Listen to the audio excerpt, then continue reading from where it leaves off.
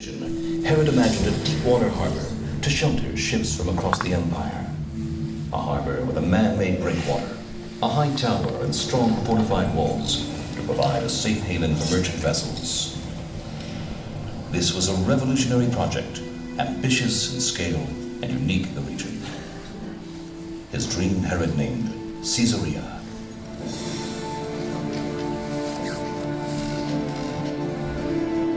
Thousands of workers toil to make this dream a reality. Enormous wooden caissons are sunk into the sea to form the foundations of the massive breakwater.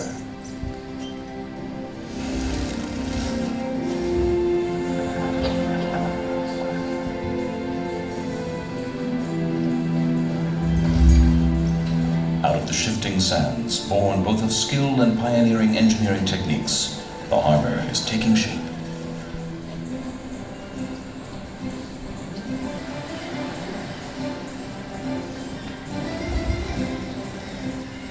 In a dozen years, Herod's dream has become real. Where once there were dunes, now stands a beautiful harbor city, thronged with people and thriving with life. Ships carrying rich cargoes arrive from all corners of the empire. The elegance of Caesarea is admired throughout the region. Merchants and workmen are everywhere. Towering above the harbor, the fire is burning bright on the Drusian Tower, bringing ships safely to port. To honor his Roman patrons, Herod builds a temple in the harbor front and dedicates it to the goddess Roma and Augustus Caesar. In return, he gains the trust of the Roman Empire, and his reign reaches as far as Syria.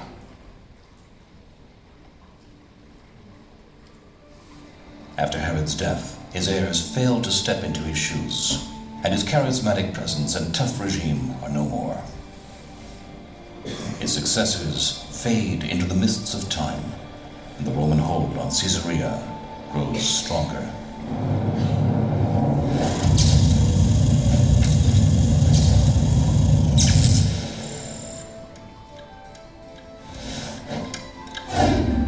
Caesarea becomes the capital of the Roman province of Palestine and headquarters of the Roman governor. The deep-water harbor is a source of income and employment to the flourishing city.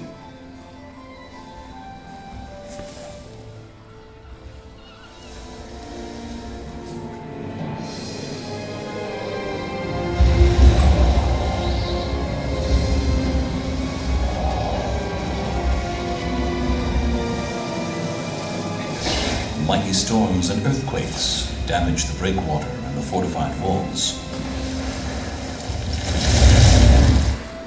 Yet the city stands and attracts Jews, Christians, and pagans alike.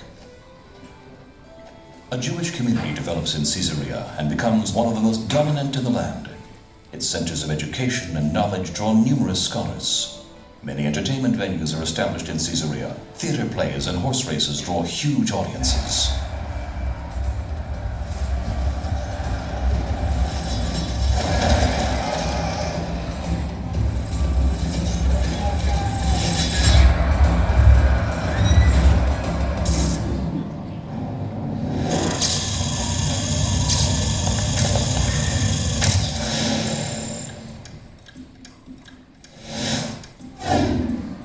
By the end of the 4th century, the Roman Empire collapses, and its place in the east is taken by the rising Byzantine Empire.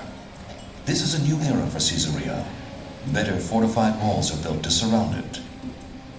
The gladiators' games are banned, but chariot races continue to entertain the citizens and their guests. Prosperity is everywhere. The markets are abundant with fine olive oil and wines, and trade is flourishing.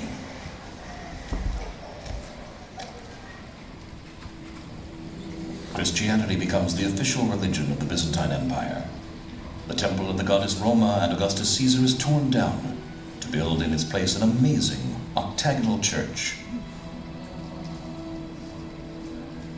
The city's wealth is clearly evident in the richly designed and decorated church.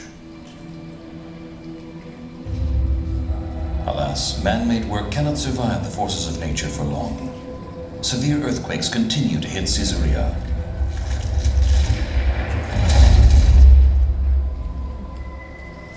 Gradually, the breakwater's foundations deteriorate, and the harbor is flooded.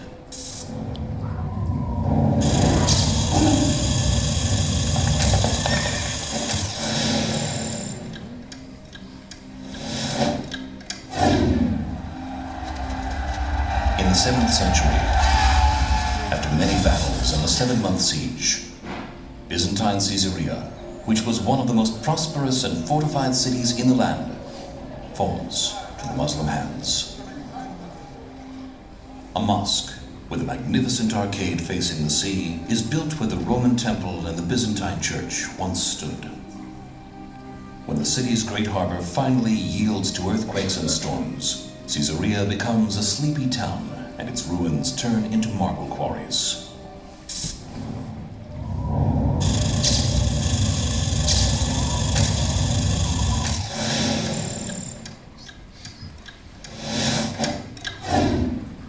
In the 12th century, once again the tides of war are upon Caesarea.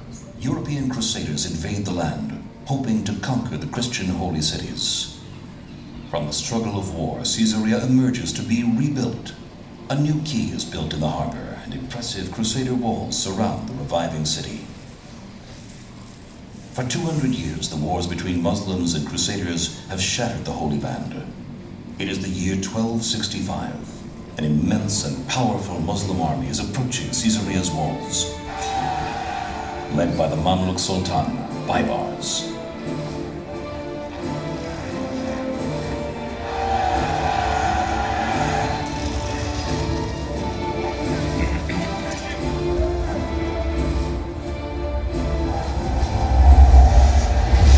After 3 days of battle, Baybar soldiers break into the city, spreading havoc and destruction.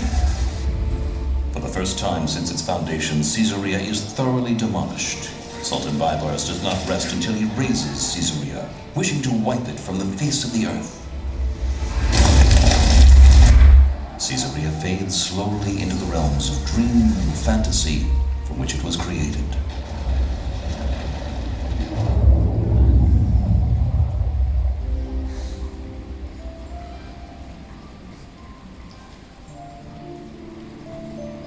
But the legend of Caesarea does not end here. As it was created by the vision of Herod the Great, modern Caesarea has been revived by the vision of a single man, Baron Edmund Benjamin de Rothschild. The Baron purchased Caesarea's lands, aspiring to turn them into a unique place of creativity, tourism, community, recreation, and leisure. Thanks to him, Caesarea is prosperous again, and life fills the city once more.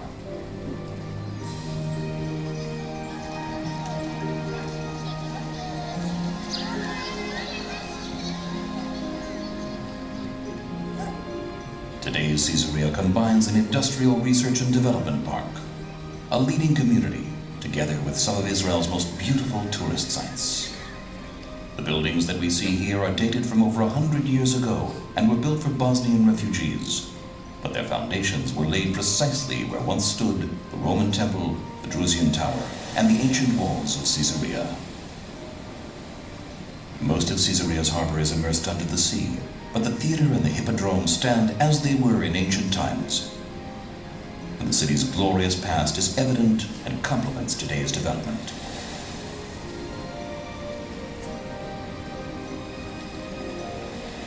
Thus, through thousands of years, Caesarea stands, a city made from dreams. A city where past, present, and future are combined together in perfect harmony.